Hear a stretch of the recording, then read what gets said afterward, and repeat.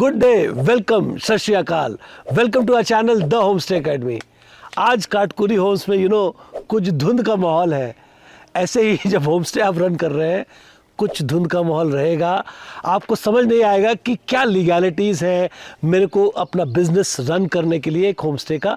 तो आज हमको उसी में हेल्प करेंगे। A master class to get complete information on the legalities part of running your home stay. तो चलिए शुरू करते हैं। Running a home stay in India, Airbnb in India can be a rewarding venture, but you have to understand the legal part of it. Because आप एक business को setup कर रहे हैं, अपना टाइम दे रहे हैं, समय दे रहे हैं, पैसा लगा रहे हैं, तो नेचुरली आपको एक चीज़ बहुत क्लियर होनी है कि यार लीगैलिटीज़ में कभी भी इशू ना आए, कोई ऐसा धुंध का माहौल ना आए। मेरा जो बिजनेस है क्लियर फॉर्मेट में रन करे, अच्छी तरह से रन करे और बढ़े। तो सबसे पहले आपको एक चीज़ समझनी है, जब भी आप होम स्टे बिजनेस रन करते हैं ना, तो आपके स्टेट के क्या नॉर्म्स हैं एक बार उसको समझ लीजिए। उत्तराखंड की बात करें तो बहुत क्लियर पॉलिसी है जहाँ पे आपको अपने होम स्टे को रजिस्टर करना है। जब आपको रजिस्टर करना है होम स्टे, तो नेचुरली कुछ आपको फुलफिल करने हैं क्राइटेरियाज। आपका फायर इंस्पेक्शन, आपकी जगह का इंस्पेक्शन, आपका होम स्टे कितने रूम्स का है, आप वहाँ रह रहे हैं कि नहीं, और ऐसी कुछ चीज़ों के बाद जानकारी जब आप दे देते हैं डॉक्यूमेंट्स, तो आपको एक होम स्टे आपका रजिस्टर हो जाता है, आपको एक लाइसेंस इश्यू होता है। ऑफ कोर्स उसकी एक वैलिडिटी रहती है, फिर आप उसको आराम से रिन्यू करा सकते हैं। एक बार लाइसेंस आ गया, अब आप फ्री होके धुंध फ्री एटमॉस्फेयर में अपने काम को बढ़ाइए, अच्छे से कीजिए। सेकेंड एलिमेंट, आप स्टे तो दे रहे हैं, लेकिन कई होम स्टे में आप खाना भी प्रोवाइड कर रहे हैं। You are cooking food for the guest. Whenever food is involve, of course उसका एक लाइसेंस होगा। FSSAI का लाइसेंस होता है जब आप किसी भी फूड को सर्व करने जाते हैं अपने कमर्शियल एस्टैब्लिशमेंट में, आपको उसका रजिस्ट्रेशन कराना पड़ेगा, उसका लाइसेंस निकालना पड़ेगा। तो FSSAI की एक वेबसाइट है रजिस्ट्रेशन की, बहुत सिंपल है। आप उसकी वेबसाइट पे जाएंगे, थोड़ा सा स्टडी करेंगे, आपको समझ आ जाएगा कि किस कैटेगरी का आपको फूड लाइसेंस लेना है।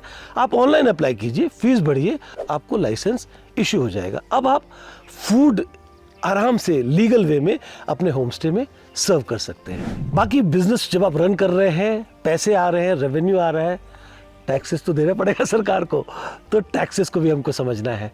Let's understand the taxation part of your venture, of an Airbnb, of running a homestay. See, whenever you are making profit, whenever doing revenues, tax देना है सरकार को। अब अगर तो आपका बिजनेस रेवेन्यू कर रहा है 20 लाख से ऊपर, उत्तराखंड की बात करता हूँ मैं, तो आपको एक GST रजिस्ट्रेशन लेना ज़रूरी है, अनिवार्य है। अगर आपका रेवेन्यू एक साल में 20 लाख से ऊपर का है, तो तब आप एक GST सर्टिफिकेशन लेंगे, GST लाइसेंस लेंगे, और फिर आप अपने जो भी आपका टैरिफ है उसमें टैक्सेशन को ऐड करेंगे। डिपेंडिंग ऑन योर टैरिफ, आपकी क्या टैरिफ की मॉनेटरी वैल्यू है, 1000 का है, 2000 का है, 7000 का है, 10,000 का है कमरा, उस हिसाब से 12 से 18% के स्लैब में GST लगती है। दूसरा एलिमेंट है इनकम टैक्स। आप बिजनेस कर रहे हैं, इनकम जनरेट कर रहे हैं अपनी कंपनी में या अपने सोल प्रोप्राइटरशिप में, जो भी हो, इनकम पे टैक्स लगेगा। इनकम टैक्स सिंपल है, आपको अपना बैलेंस शीट क्रिएट करनी है, अपने खर्चे दिखाने हैं, रेवेन्यूज़ दिखानी है, और फाइनली उससे प्रॉफिट कैलकुलेट होगा। आपका CA ये काम करेगा, और जो भी आपका प्रॉफिट होगा उस पर एक सर्टेन इनकम टैक्स लगेगा। थर्ड इम्पॉर्टेंट एक टैक्सेशन आती है, क्योंकि आपकी प्रॉपर्टी है, फिजिकल असेट है, तो आपकी लोकल म्यूनिसिपैलिटी का कुछ नॉर्म्स होगा which for taxation of the property, it's called property tax. Property का जो भी टैक्सेशन होगा आपकी म्यूनिसिपैलिटी में, वो आपको भरना पड़ेगा time to time.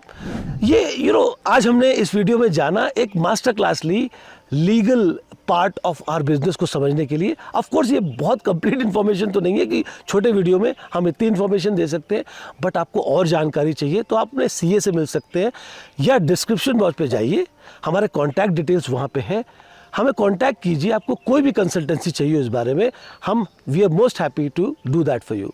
Please do like our channel, comment and subscribe. Thank you.